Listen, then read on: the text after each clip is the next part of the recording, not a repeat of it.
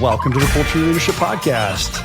I'm your host, Brandon Molnix. This has been quite the adventure. If you've been listening over the last few episodes, you've heard some amazing people from our industry. And I pride myself in just being able to capture stories and share those stories with you, the listeners. Throughout the journey, I continue to meet all of these great people.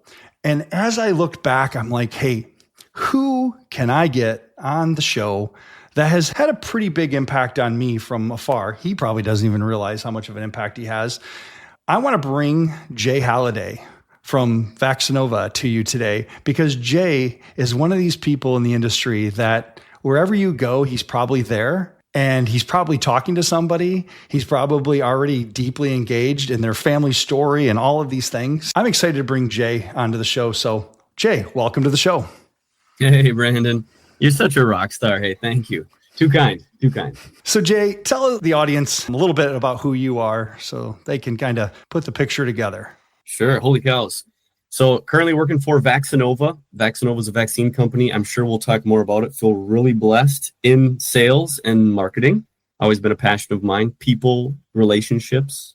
How did I get here? I was kind of thinking about that when you kicked this off.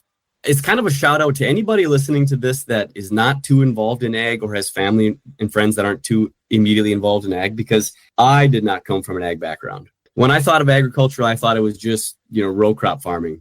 Really didn't see the greater picture. And now I see that ag has so many different fun and exciting career opportunities. We need IT, we need tech. Of course, there's HR and accounting. This is outside of just handling birds or grain or anything of the sort. Thousands of career options here in ag. So I fell into this pretty backwards. I graduated from the University of Minnesota with Spanish Global and Foreign Studies and didn't really know what I wanted to do. But actually, the couple things I wanted to do was take a one-way ticket to Europe or to Asia or go to LA for acting school was my hopes and dreams. I speak some Spanish and I was looking for a job coming back to the summer here in Minnesota that was kind of a Spanish focus and found this job. Novatech Engineering, they needed a Spanish translator and traveler.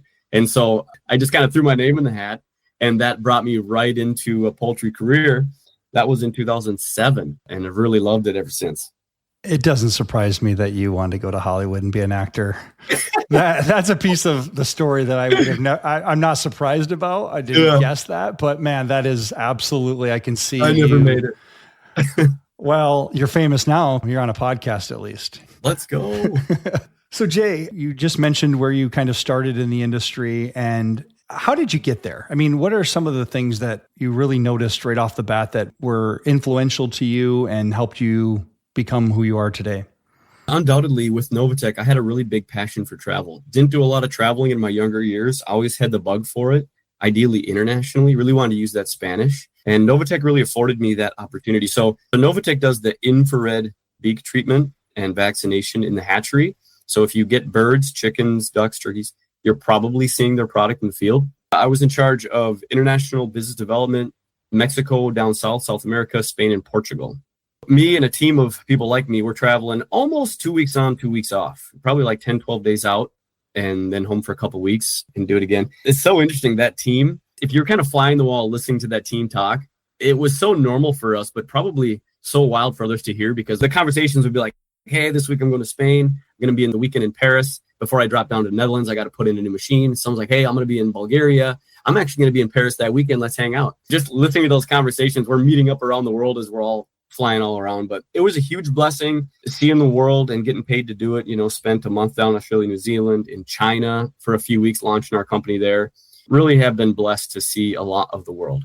Yeah, what an opportunity. You do take it for granted when you're having conversations about bouncing around to all of those incredible places that people just put on their bucket list to go there for personal and vacation, stuff like that, where it's like, yeah, I'm just going to run through Paris today. And, I might drive by the Eiffel Tower on the way to the job site, whatever, things like that, where you just kind of take it for granted. I know it's been important for me, the travel piece, spending all of the years in my previous career in an ambulance, looking up in the sky going, how do those people get those jobs where they get to fly all the time? And now I'm in a role where I get to travel a lot, but you said you were on 2 weeks on, 2 weeks off. How did that work for you personally?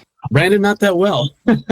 If I could go back, someone asked me recently, they said, what's the dumbest thing you've ever done in your life? Literally the dumbest thing I've ever done in my whole life. When we had our first child, I didn't stop. I actually was quite the opposite. We were kind of incentivized in salary more. Did you hear that? A bird just hit my window. Did you hear that? I did. That was weird. I apologize. We were incentivized more salary-wise to travel. So when we had our first child, I just thought the right thing to do for the family was to travel significantly, both financially to support, and then when my wife at the time would come back to work, I could take some time off and be home. And that is just the dumbest thing. It's really hard to have, especially young children, and travel. So that puts quite a bit of stress on a relationship. So how did you overcome that? I don't know that I did, Brandon. So I have two kids. They're my whole world. Actually, right at the time that I transitioned to Vaxinova, that was 2019. So I went from international business development to national business development. And I don't miss the international fraction that much. I have some great friends around the world that I love seeing, and we still get invites for weddings and this. But the national piece has been so much healthier and easier relationally, just to pop out 2 nights or 3 nights a week and be back versus these really long drudging couple weeks on, couple weeks off, right? But it's a hard and unique lifestyle, the traveler's lifestyle. It really is. And you know very well, you're familiar with it. So really kudos or cheers to anybody that is able to manage that with their family and relationships and find the balance with work.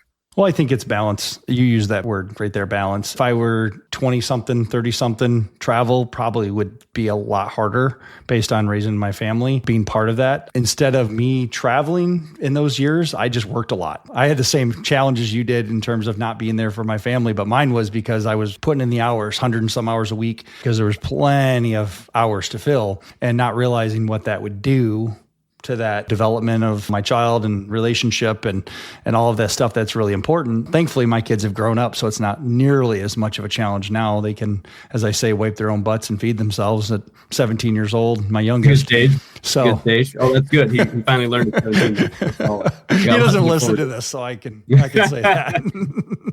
It's not cool enough for him. So yeah, when you say that reminds me, you hear of people when they interview people on their deathbed and they ask a lot of questions. And the one thing that never turns out, and you've probably heard this, is that people say, I wish I worked more. I want to be careful when I say that. I'm really very passionate about my customers and my career, but it's great to work for a company that really understands the work-life balance. They're very supportive. And with all the travels, I'm pretty able to look at my family schedule when kids got maybe baseball games or things, and then build my travel around that. So I'm still getting out 2 or 3 nights a week, but I'm home for all those primary important moments with my family. And I've got the full support of Vaxinova behind me to do that. Well, you got to remember, our customers also have a usually work-life balance issue.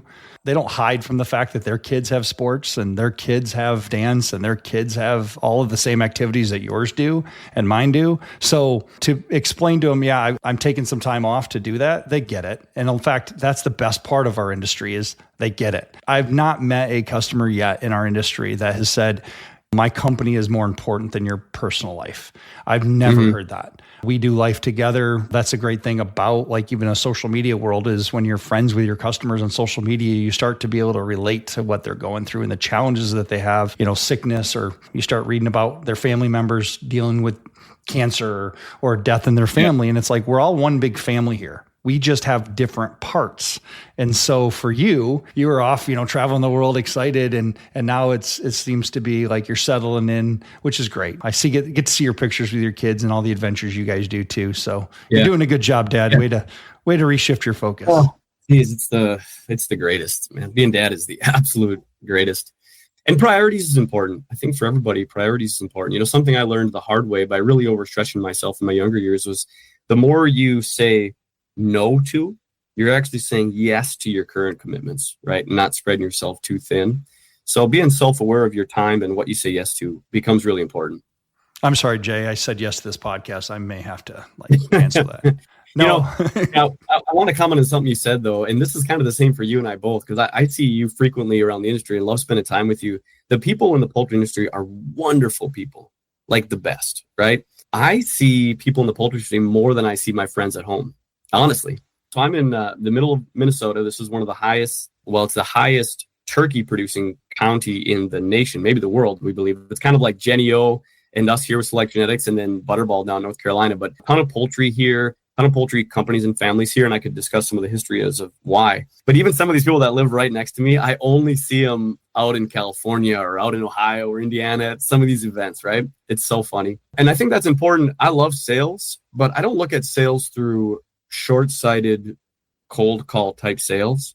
My sales philosophy is build relationships. Hopefully in those conversations, you might have an opportunity to share with a customer or a friend the product lines that you have.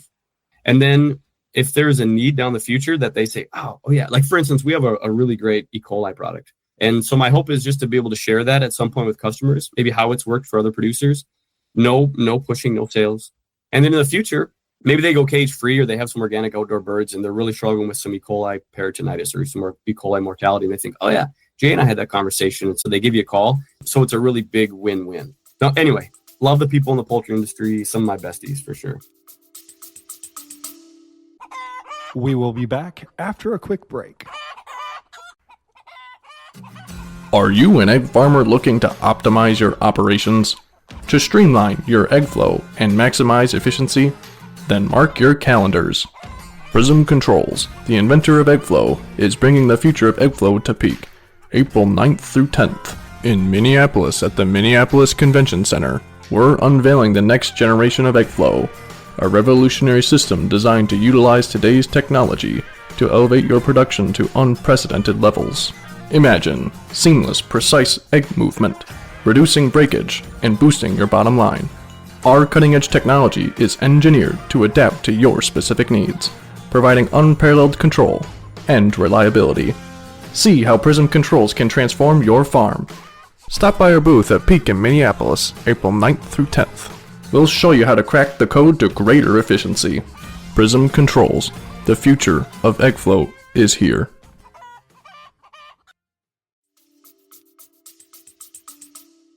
So one of your passions is leadership, though. When we were talking, it's like, hey, what topic are we going to do? And you're like, well, you host a leadership podcast, idiot. You should probably talk about leadership with me. And I'm like, okay. So Jay, why are you so passionate about leadership? That's so funny. So when I was at Novatech, I was leading a couple teams that were traveling all around the world. And when I came here to Vaxinova, actually, I'm not leading people, which leading people can be hard. It can be a challenge. It can be very rewarding. If you really care about your people and then watching them continue to grow and develop and excel is extremely rewarding. It certainly can be some stress, right, at the same time. Leadership principles, there's a couple that I really live by. Sometimes you go to different conferences or, it could be, again, like a different kind of leadership training. And you walk away really with nothing. And then there'll be that one that changes everything. And for me, I would say that foundation was called servant leadership. For your listeners, if they've heard of servant leadership. Even further, there's kind of a module of that called the coach approach. And coach approach really changed everything for me. Why? Why did it change everything for you?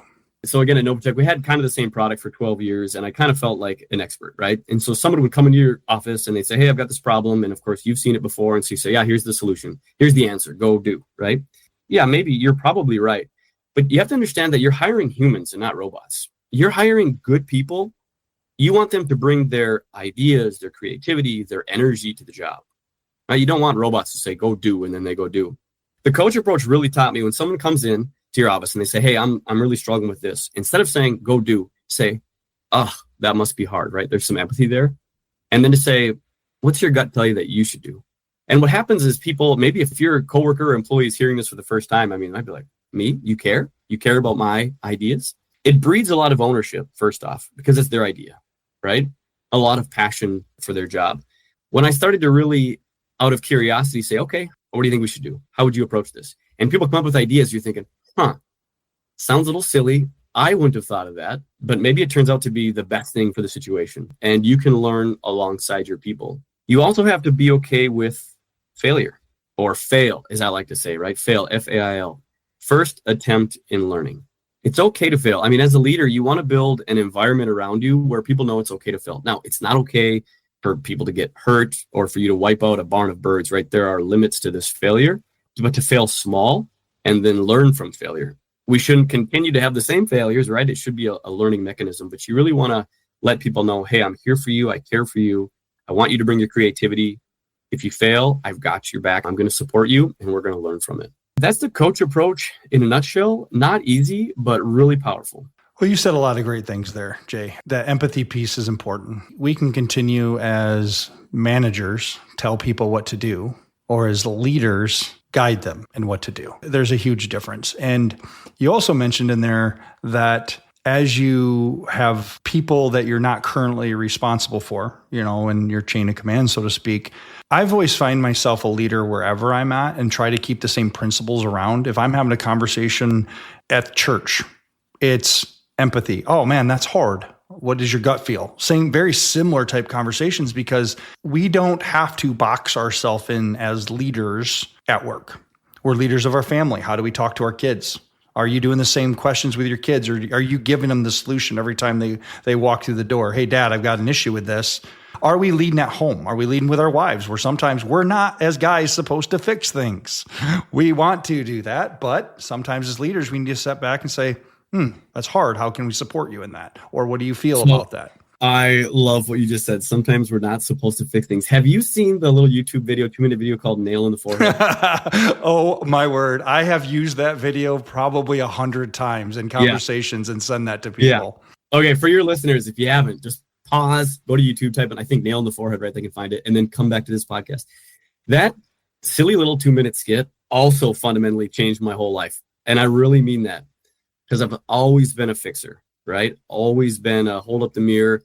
Here's what you should do. Never been innately an empathetic person. And that changed everything for me when I saw this. Like, wow, this human just needs to know that someone hears them. Stop pointing out the obvious. Stop trying to fix things. Literally just be present. They will figure it out. They will fix it. They just need you to empathize with their situation. It's really powerful. Not easy to do. That one's even harder to do.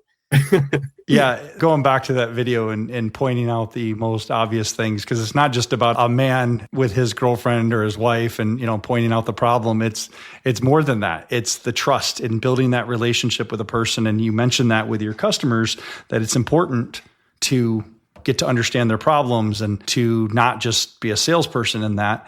I've even found myself over the last number of years being a leader to my customers in times where they're trying to deal with some challenge, and it's not my product or solution that's going to help them. It's going to be helping ask the right question so that way they're guided in potentially the right direction. Maybe they're stuck and they don't even know what direction, but at least guiding them in a direction, because we have our life's experiences that we can go on to help them.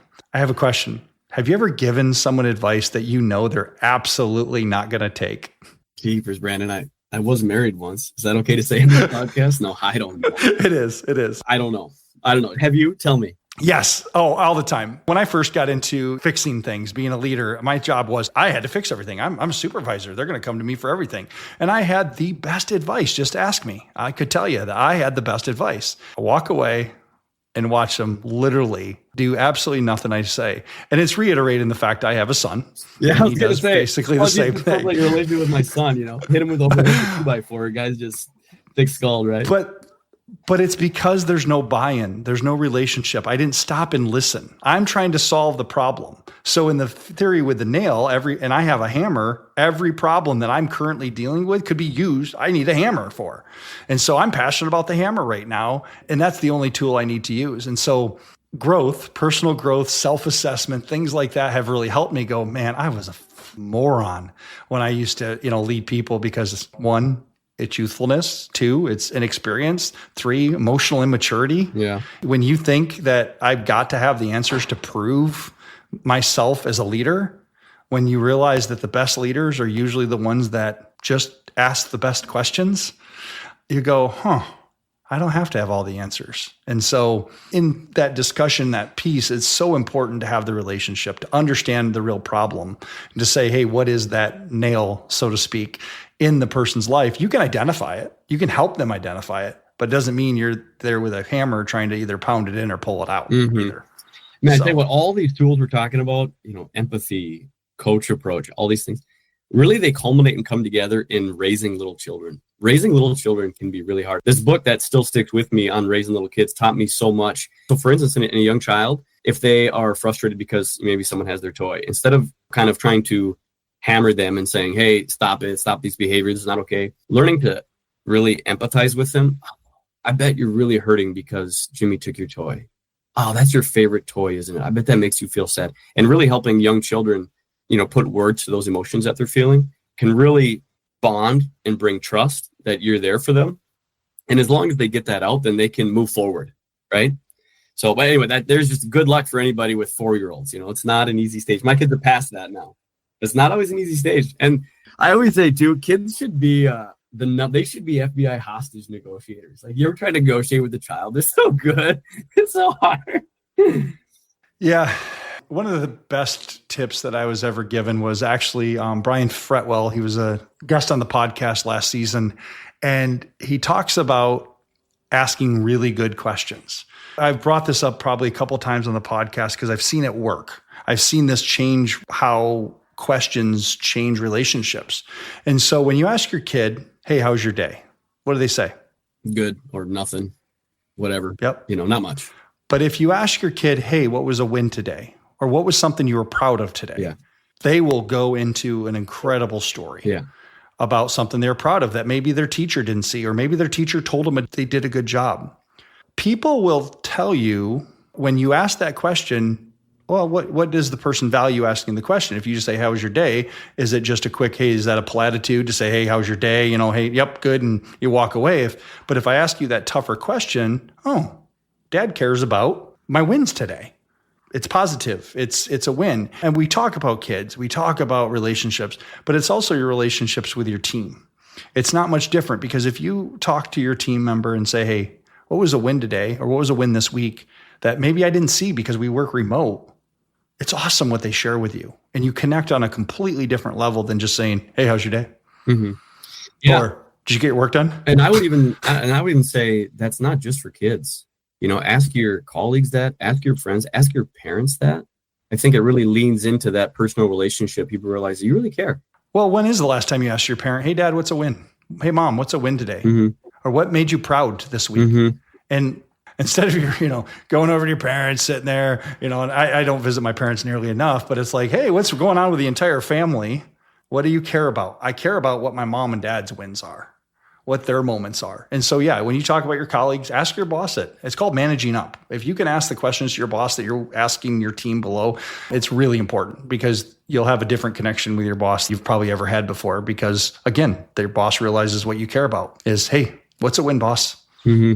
When they're at the top of the company, if you're especially the higher level you get, very rarely do you get a chance to be asked what a win is. Think of the CEO. Well, who do they report to other than the people? And the people on the team usually aren't going to say, hey, boss, what was your win this week? Or what are you proud of? What did you bring value to the company at? They never ask him that, because that's his job to ask them. It's their job to show off to the company, kind of thing. Well, it's important. Ask your boss, hey, what was a win this week? And watch their expression, because very rarely have they ever been asked that question. You probably draw out some of their passion for the company. And it helps break that kind of that surface barrier, right? Just to take that relationship one step deeper. Especially if you've got a negative person. If you're working with a negative person all the time, to ask that question, hey, what was a win this week? Or, hey, what did something that went right this week? And you don't have to tell them, man, all you do is complain. Don't tell them that, because that'll just make them complain more. Mm-hmm. But you say, hey, you want to change the tone. You go, hey, what was something that went right this week? Oh, well, I wasn't late for work today. Okay, that's a win. I don't know. But, at some point too, what you're talking about, and this is a really tough part of leadership, is on your team, you got to get the right person in the right seat in the bus. And sometimes you got to share someone with the competition. That's my favorite way to say it, right? Share someone with the competition. So, invest in a negative Nancy, but I don't know, maybe they're not fit for your team. If you're right, the 80-20 principle, right? If all of your 80% of your time is just working on some really low performers, maybe you should share them with the competition. Well, I will share a different perspective on that. Is a lot of folks don't really know what the expectations of their bosses are. And unless the boss really does give the expectation of culture and for example, if that person's complaining all the time and the boss just keeps asking the same question over and over again and keeps getting the complaint and doesn't change hey, I want this to be a positive work environment. And so they ask positive directed questions that get them to talk about the wins and talk about the challenges that they've overcome, instead of just I want to call them opportunities, but the problems that irritate them. We talk about changing tones of words and all that stuff. But again, it's getting people aligned with your culture, and that if you've given them every opportunity there, I'm absolutely sure that they may not be on the right seat on the bus. But talk about that bus principle a little bit more. How have you seen that principle work about making sure people are the right seat on the bus? Yeah. There's so many different studies that people can take. There was one that I particularly like called Strengths Finders. You ever heard of that by chance? Mm-hmm. Yeah. Oh, yeah. So strength finder, it's another assessment. There's like 34 strengths, and it'll give you your top 5. And the idea is that you don't want to know the rest of them or the bottom 5 because that's what you focus on. You really want to focus on what the Lord put in a sense. And it's kind of that idea. Here's a really good principle is if you have a child that comes home and has, with a report card and they have 5 A's and a D, typically what does the parent focus on? That D has to get up. Instead, that strengths finder principle is going, hey, this looks like an area that's really tough for you. You're probably never going to be good at it, irrespective of how much you pour into it. Look at these 2 A's over here. How can we double down on these A's? How can we utilize your talents here more? And it's a very upside down principle, essentially. So getting some idea or self-awareness of your personal character and the natural talents that you have in your heart. So it could be strengths finders, there's disc analysis, there's, Myers-Briggs, there's a whole pile of them.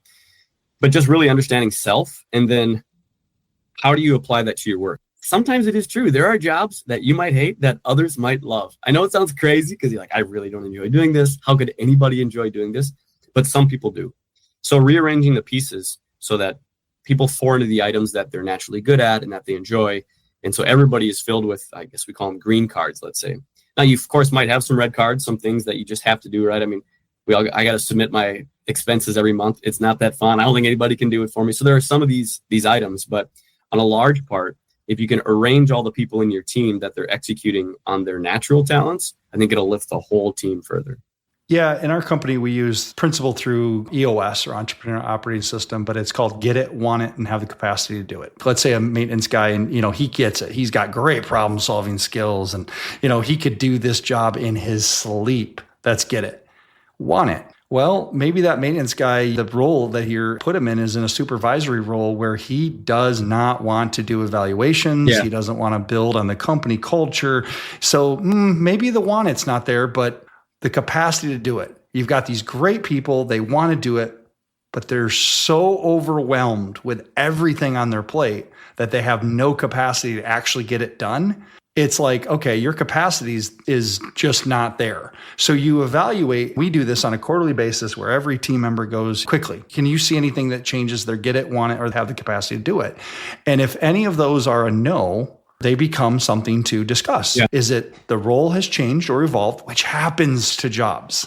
It happens all the time where life happens outside and all of a sudden the job continues on and life changed and maybe they don't have the capacity to do it anymore. Maybe they don't have the want it to do it anymore. It's not that they're a bad fit for your company, but the role that you're asking them to do doesn't work for them anymore. So as a leader, you have a couple choices. Do you change the role, make it more fit for what their skill set is, meaning their natural abilities, or do you find a different role for them or create a different role within the company? Because we don't want to lose talent. We never want to lose people that have a great cultural fit. But if they don't want the role they're in, you're never going to see them as an A player in that role. Mm-hmm. And it shows up in so many different ways. You set a project goal and a few years go by and they still haven't hit that goal. And you're like, what's keeping you from doing it? Oh, do you need to go to classes? You need to learn how to do it? No, I know how to do it. Oh, you don't want to do it. Yeah, I don't want to do it. Okay, well, then maybe that's not the goal for them, or maybe this isn't the role, especially if that's going to take your company much, much farther forward. And it's fair assessment of everybody. I look at myself and, it's a constant self-assessment of, do I get the job I'm in? Do I have the capacity to do the job I'm in? Or do I have the want to do the job I'm in? Especially as now that I'm in a higher level of leadership where if I'm not an A player in my role, I shouldn't be here. I mean, I'm a detriment to the company. And most people don't have enough self-awareness. They're just thinking, well, this is my job. I've been here for 30 years. I deserve this job. Well, but if you don't have the want it to get it or the capacity to do it, maybe you're holding the company back. Mm-hmm. Maybe you'd actually like a lower role where you're not having 20 reports or you're not having this mundane admin stuff that you're responsible for that I go back to the paramedic world. Taking the best paramedics out there and making them managers was the worst decision that most people could make. And it happened all the time. It was like, the best paramedic doesn't mean they're the best manager because you're literally tying them down with administrative tasks. And that's usually what paramedics are not that great at doing. Yeah. So it's interesting when you say that. I mean, I think a lot of things when you say that, but when you said that one just there, that reminds me sometimes in our industry too, this is kind of for anybody working in birds in our industry, but with animals. What I often find, unfortunately, is that veterinarians who are the most valuable people are bogged down in paperwork, right? Just absolutely overwhelmed and sitting in their office doing paperwork. And I'm thinking, man, these are the people that should be out with the birds, right? These are the people that add the most value. There's definitely some truth to that. If you're looking across the industry, there's a lot of people that have evolved in their roles, that the thing that they went to school for, they're passionate about, they're no longer doing because they're bogged down by administrative tasks that honestly, you take away their talent. So if you look out at your team, this is directly to you audience. If you look out at your team and you find somebody that, man, they were a rock star and now they're not, did you promote it out of them? I mean, that's a great question. Are they in the right role? Would they be better off back in their old role where they were happiest? And that's your job as a leader, to evaluate that with your team all the time. Yeah. You know, a fundamental tenet of servant leadership is, instead of, let's say, telling your people what to do, you ask the question, is there any barriers that I can remove for you? Right? So as the leader, you want to set the vision, very important. Hey, here's the end zone. You have to have boundaries. Hey, this is out of bounds. So we need to get this ball to that end zone. You never watch an NFL game with the coach with his headset runs on and plays the quarterback. You want to teach and train and encourage your people. But the question is, if they have the goal, right, they have to understand the purpose. Is there any barrier that I can remove for you? You want to liberate or free them up to go do their best work. It's a great question to ask. It's usually the question I get to start with. It's easier to say, hey, what can I change in this to make you more successful? And it's amazing. A lot of times they'll say, no, there's nothing that you can do for me. I'm like, okay, then what do you need to change? This doesn't work with a spouse as well. It goes back to the, what do I need to change to make this marriage successful? Yeah. But there's some truth in it though. If it's real and you say, hey, what can I change, or what can the barriers I can take, and how much people grow from that, and just connect, because that is your role as a coach. You're right. They're not on the field at all. I really feel like in relationships, the two key principles of maintaining a relationship are humility, which we should talk about, and communication, right? I mean, communication first, to say all the things, right? But if you're struggling with something, to say, hey, I need this in this relationship. And then the other person has to bring the humility to say, wow, okay, you're right. I'm willing to make this change. You're willing to do something different. Communication and humility. Humility, I'll tell you, since we're talking about leadership journey and my personal journey, I never knew that the word humility existed until I was about 30 years old, which is really sad. There are a few things, of course, all of us like to jump in a time machine and change some things. But if I could go back and hit myself over the head with a 2x4 and just draw the word humility on my forehead, I would. It's been a journey for me, again, somewhere around 30, to just continue to understand that and grow with that. And what does humility mean? A lot of different ways to describe it. My favorite way is, humility is not thinking less of yourself.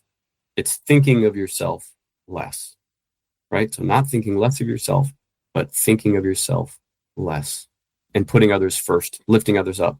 And where did you see that biggest struggle in the pre-30-year Jay? Such a good question. My first thought went to, I learned something about myself. I'm an eternal optimist. And someone had said, hey, optimists are always late. And I thought, because the issue is, as optimists, we think we can fit everything in. Like, you've got a 15-minute drive and you have to get in the car and you're trying to pack in, I can do this and this and this and this and this. And then, you only got 10 minutes to get there, and then you end up being 5 minutes late because you thought you could pack in so many things before you had to jump in the car and get there. In a sense, that was my whole life. I mean, I just packed in everything. I thought I could fit everything in, right? And it ended up being a little bit the Jay show in a sense, right? Where it was about me. It was about me, essentially. Man, I can't tell you how much that's flipped on its head now. This weekend, I drove 6-7 hours to help a guy move for a day and then drive back. It's like, how can I serve? How can I help? Right? Being available for others, listening, being really receptive. Brandon, I think your faith is really important to you. It's been a huge, huge part of my life. And so there's a verse, I have it right in front of me, John 3:30, that says, he must become greater, I must become less. It's my new favorite verse. And I think all the time, if there was less Jay and more Jesus, right? How much better would the world be? Just the characteristics of being really patient and really present for people and really caring and really listening. Like, you go through all those things, like, man, if those things were more and my ego was less, it would just be better. We can join each other on the journey and encourage each other to put humility first. So what flipped the switch? I mean, was there a moment? Was there a situation? Was there a mistake? What flipped that switch for you? Certainly some mistakes. I probably first jumped on it, though, in the servant leadership principles. And even what we talked about, that coach approach, when someone comes in your office with a problem, instead of saying, yep, I know the answer, I know all the things, right? This is what's right. Do this. To just have the humility and just take a breath and say, all right, what do you think? How can I support you? You're important. Yeah, I would say probably there. I mean, let's not totally gloss it over. I've certainly made some mistakes in my life that I wish I could go back and sprinkle some humility in there. You are speaking to the choir as well. I mean, it's taken me a long way, 46 years to get to this version of me.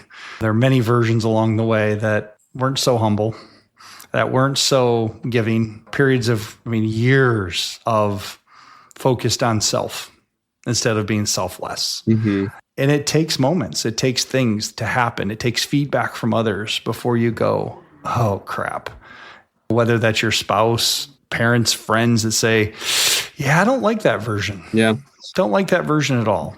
And it takes growth. It takes those moments because so many people go, well, that's their problem.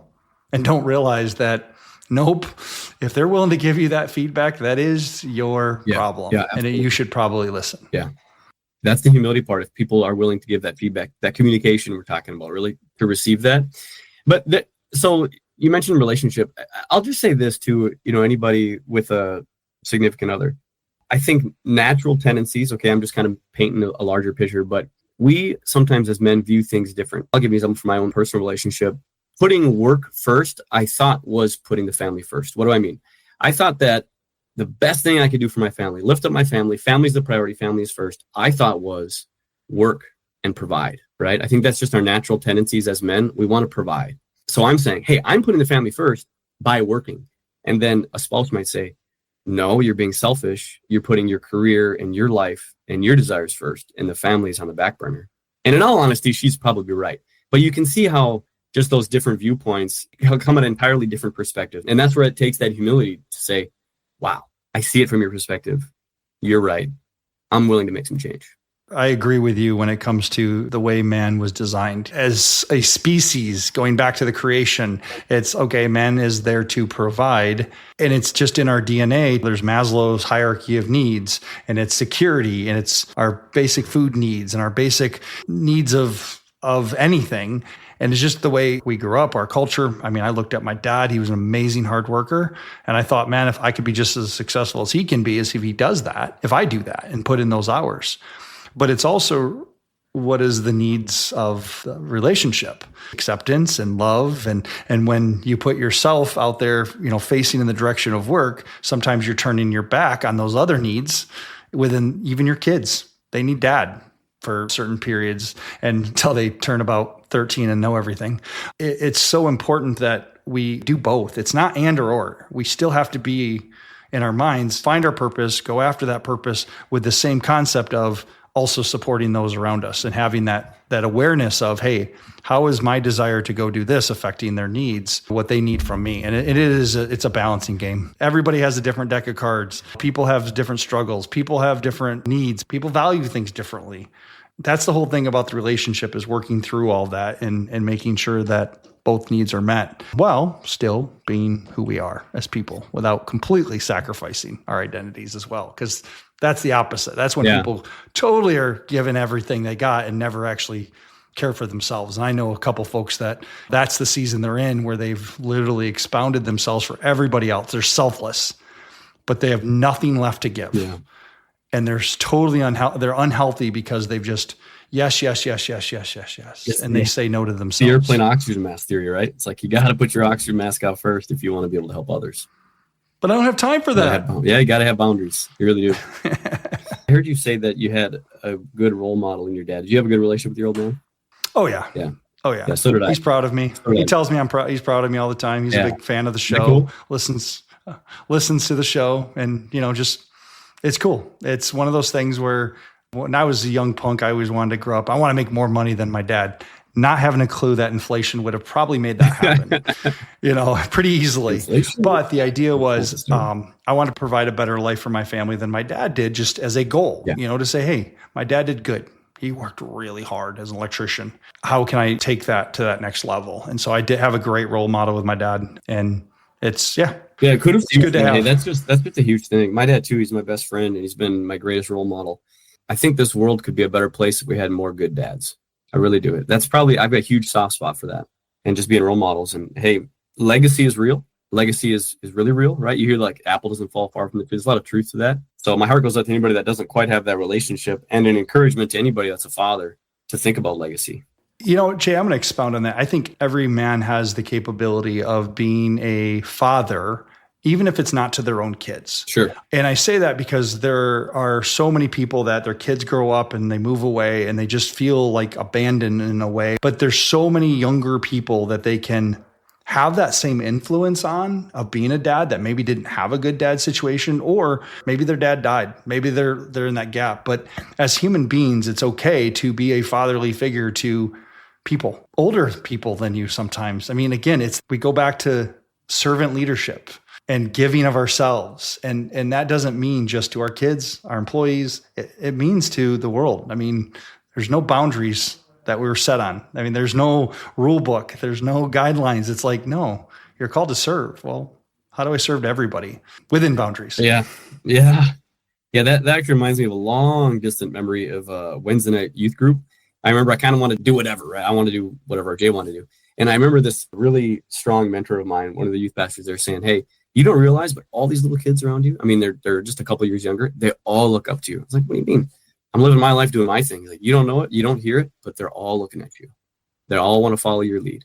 And I'm not saying that to me as a leader. I'm just saying for all men that we're speaking to now, all the people around you in your sphere, those listening to this, they're looking up to you. So you are that role model. Very well put. I find myself being a little fatherly to younger guys coming into the company.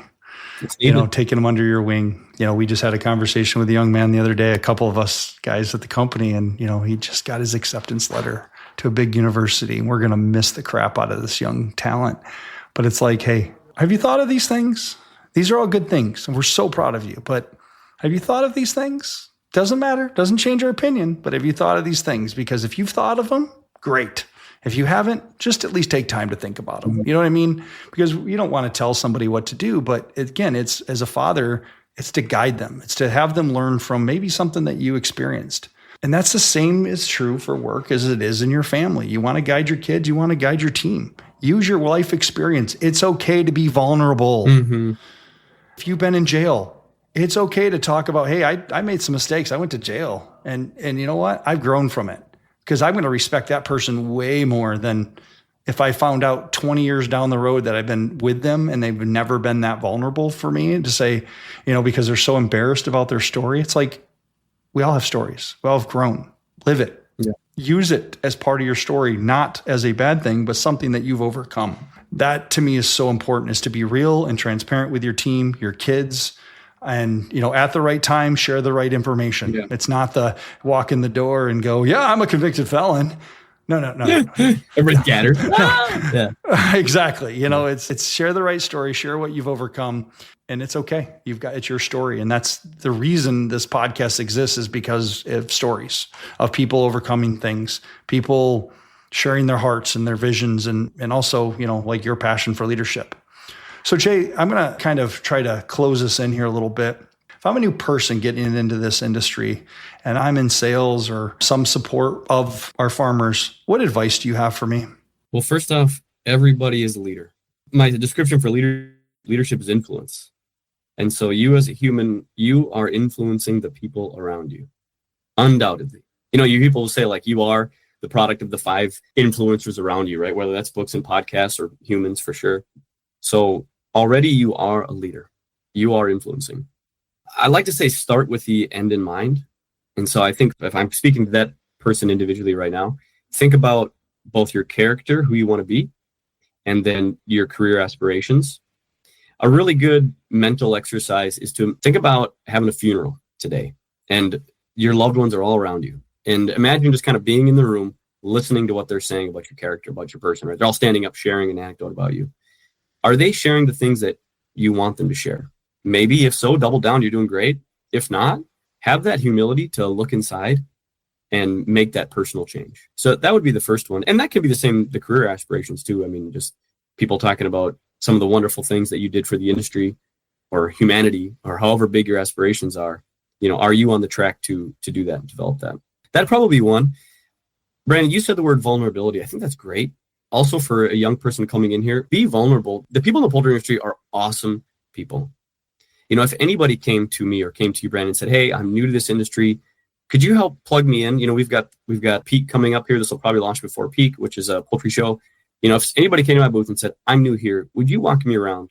What an honor. How neat would that be to walk around and share, right? Or ask the same question that you asked. Hey, I'm new here. What are some things that I really need to learn? Can you help shorten my learning curve here? Absolutely. All of us are willing to invest, but you got to reach out. You have to take that initiative and show some vulnerability. No, thank you. This is an incredible industry. That's why this podcast exists, is for this industry, for the great people of this industry. If I didn't think that they were amazing people, there's no way that I would take this time to do a podcast for them. You know what I mean? It would be like, no, not worth it. But this is why I get giddy to have interviews with folks. I get giddy to talk about really, really tough topics that I'm starting to see after being in the industry for a while, starting to see people open up and be vulnerable and to show that, hey, we're not a bunch of tough guys in the industry. We're actually a big family, and people fall, people stumble, and we're going to all learn from the adventure. So, Jay, I know we didn't have nearly enough time, the two of us talking about. So much. We didn't talk about, the industry, vaccines. There's so much we didn't cover. We'll consider this episode 1 of the Jay and Brandon podcast, and we will bring him back on to talk more about the industry issues. But man, what you brought for leadership today was so incredible. Thank you for being a guest on the show today. Thank you, Brandon. I'm so proud of you for putting this together. This is fun. Hey, podcast listeners, this podcast wouldn't be possible without Prism Controls. It's my plug for their advertising, but they do invest a lot in this podcast through the opportunities that they give me and just their value and what they appreciate about the industry. They're here to serve. They have a selfless, they give more than probably what they ever should or what's ever expected of them. And that's our values. Again, it's all about giving. It's all about caring about the industry. So please check out Prism Controls on Facebook, LinkedIn, website, prismcontrols.com. And if you found this show valuable, please share it, like it, subscribe, just to make sure that you get all the future episodes. And with that, have a great day.